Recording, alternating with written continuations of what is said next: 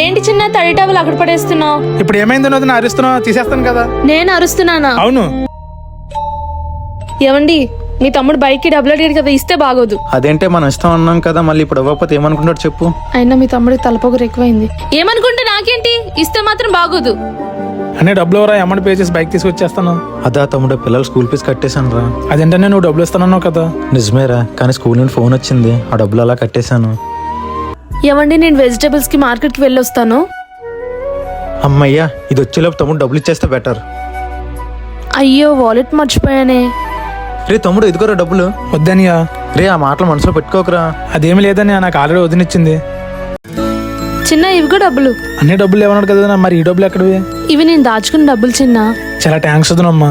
చిన్న, బైక్ మాత్రం స్లోగా డ్రైవ్ చేస్తానని నాకు ప్రామిస్ చేయి. ప్రామిస్ వదినా. ఉండన్నయ్య, వదిన బైక్ తీసుకుని వచ్చేస్తాను. డబ్బులు ఇవ్వద్దన్నావు కదా, మరి నువ్వెందుకు ఇచ్చావు? ఆ కోపంలో అలా అన్నాను.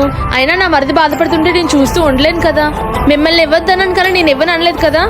అయినా నా కొడుక్కి డబ్బులు ఇవ్వడానికి నేను ఎవరికి చెప్పనవసరం లేదు, నీకు కూడా. అయినా మిమ్మల్ని డబ్బులు ఇవ్వద్దని చెప్పాను కదా, ఎందుకు ఇస్తున్నారు? అంటే నా మాట అంటే లెక్కలేదు కదా. అంటే అది ఇంక మీ ఓవర్ యాక్టింగ్ ఆపండి.